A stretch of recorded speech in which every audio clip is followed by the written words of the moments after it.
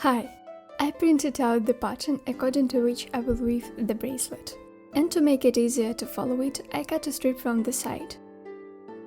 You need to make a slot in it with a width equal to the width of the row in the pattern. I made the scheme myself, based on the picture from the internet. And the link to my scheme and to the website where you can make your own one will be in the description box.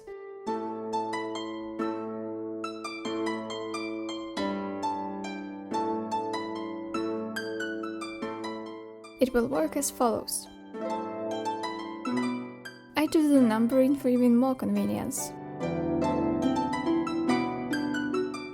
Now it's the turn for the threads. In a stretched form, they will be located far from each other. And the width of the bracelet is like this. But first, let's do stringing. The number of warp threads is the number of rows in the pattern plus 1. I tied the loose end of the thread and tied it one by one.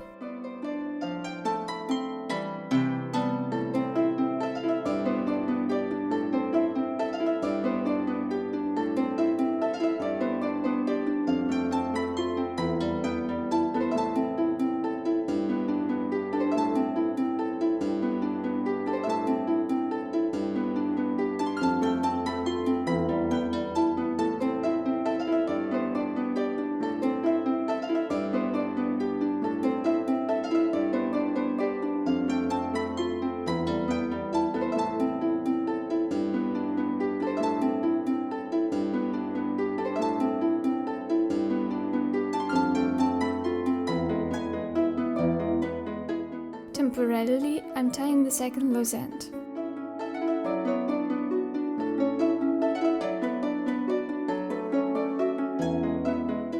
Now you need to reduce the distance between the stretched threads. I place 2 strings at once in some grooves, and the thread is not tied yet, so I can safely move each string from its place closer to the center. After this process, the thread is weakened, so each of strings is pulled one by one, moving to the loose end. I do this for the convenience of beading, so that you can start weaving the bracelet as high as possible.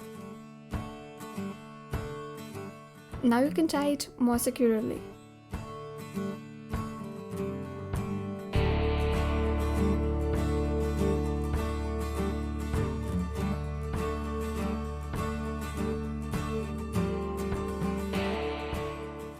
To start weaving, I pass the thread through the needle and tie the other end on the very first warp thread.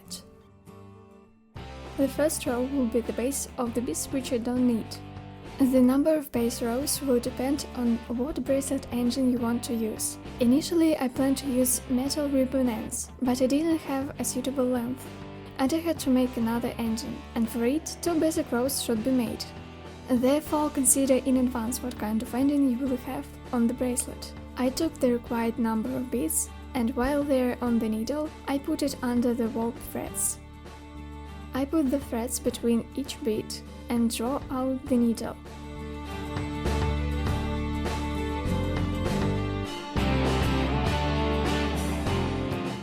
I begin to pass the needle into the beads already over the warp threads. I'll show you the process more closely later. Before pulling out the needle, I move this row as high as possible. I do this so that the length of the loom is enough to complete the pattern. Therefore, I moved the warp threads closer to the center to reduce the width between them. And now I pull out the needle.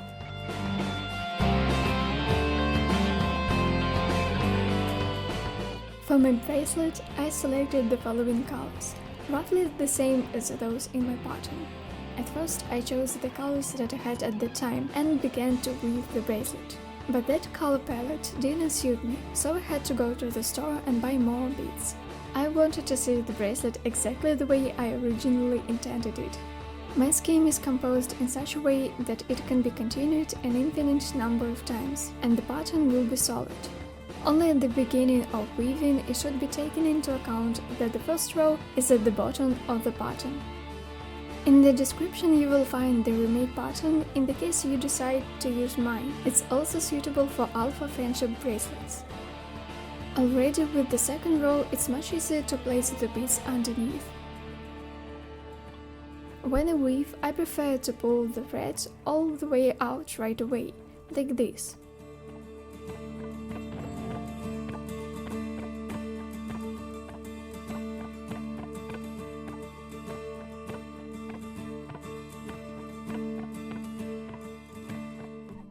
Yes, the first rows are not very even, but these are only the first ones. Perhaps I'll move the warp thread a little so that the rows are not so compressed. And that's much better. And now I'll show you how the needle goes through the beads. It's not necessary to use a needle as long as mine. The main thing is that the needle is thin enough to pass through the holes in the beads. It's just that when you start the row, the beads won't be on the needle itself, but on the thread. Here, you see, the warp thread is between the weft threads. Now about the difficulties. If the needle has passed through the warp thread and you cannot move the row higher, like here, then you just need to pull the weft thread first out of the needle and then here on the side to unweave the row.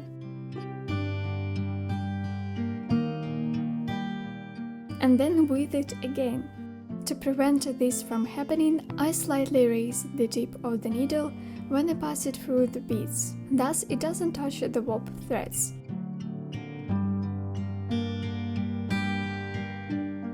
It is also important to ensure that the weft thread doesn't over-tighten the warp threads. Otherwise, the edges of the bracelet will be wavy.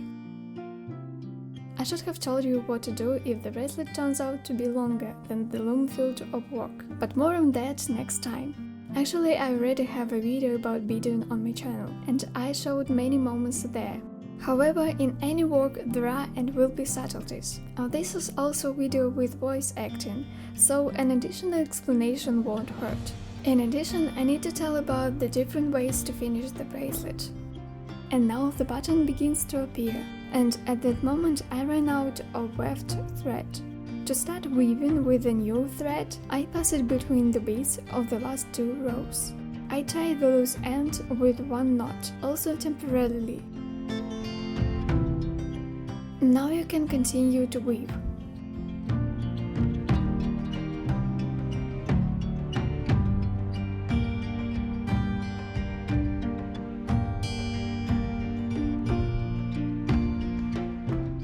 What if you missed the warp thread and it ends up on the top of weft thread?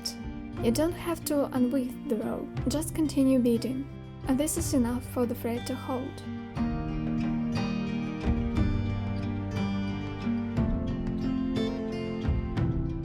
Once you are satisfied with the length of the bracelet, you can finish it. I untie the knot where we substituted the new weft thread, and I tie two loose ends, the new thread and the old one. To prevent the cut ends from sticking out on the side of the bracelet, I pass them through the needle and pull them out through a row of beads. This way this end will be hidden.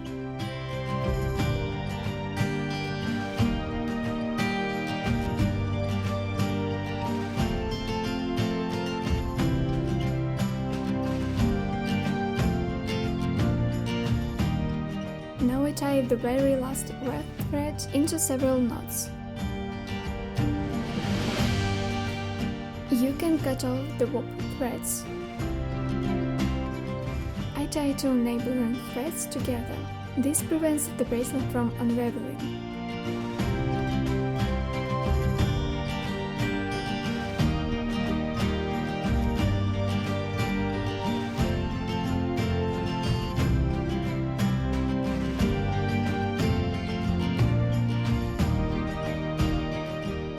And for greater reliability, I coat the knots with PVA glue.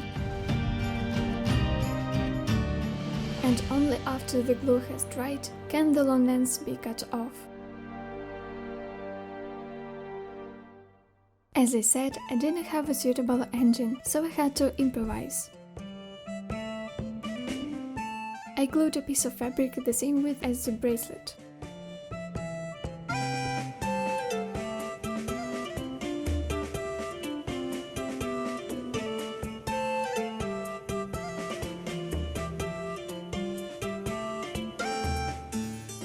cut off the excess fabric so that it doesn't stick out.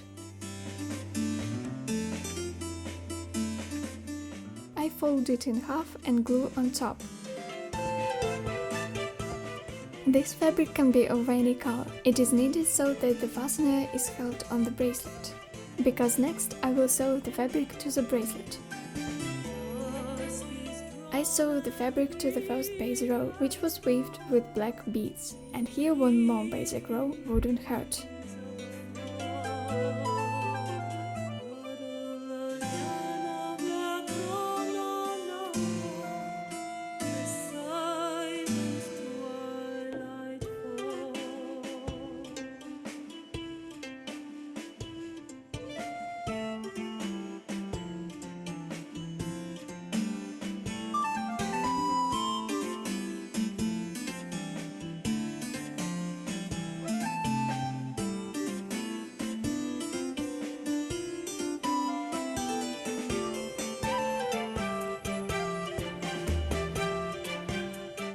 For reliability, I coat the knots with glue.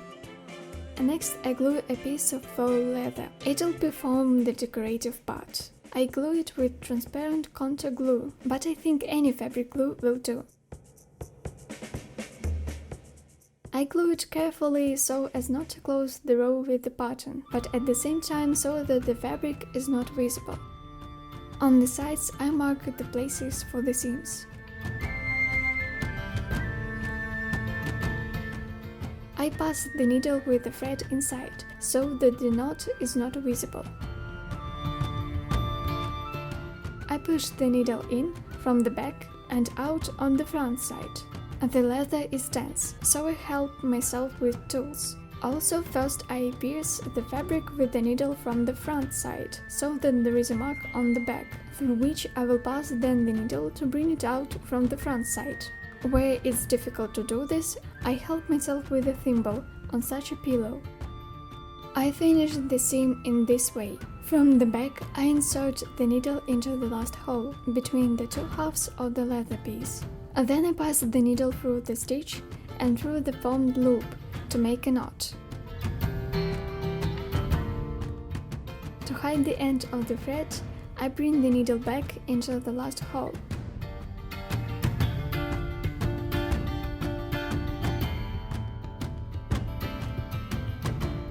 A drop of glue on the knot and you can now cut the thread. I also apply a drop of glue inside. Don't be surprised if I do this with scissors. I'll show you once again how to secure the knot.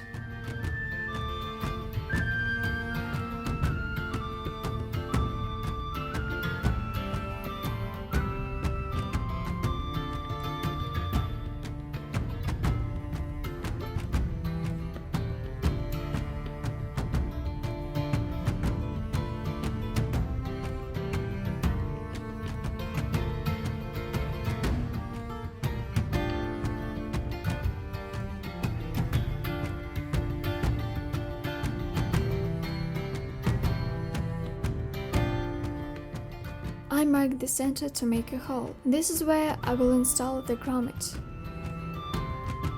I press it so that a trace remains. I cut a hole with a sharp knife, so in the frame I'm already with my finger wrapped in a plaster, so be careful.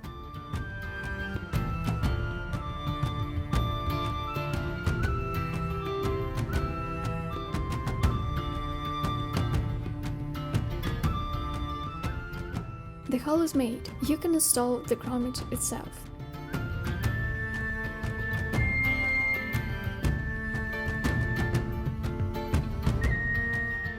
And this is what it looks like.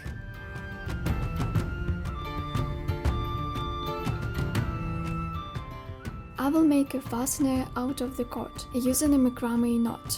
I won't dwell on how it's made. There are a lot of schemes on the internet. I'll just show you how to finish it.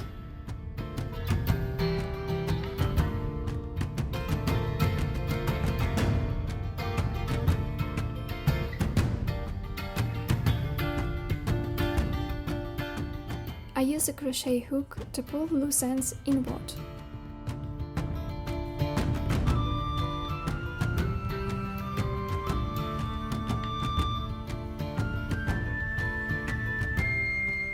I cut them off and coat with glue.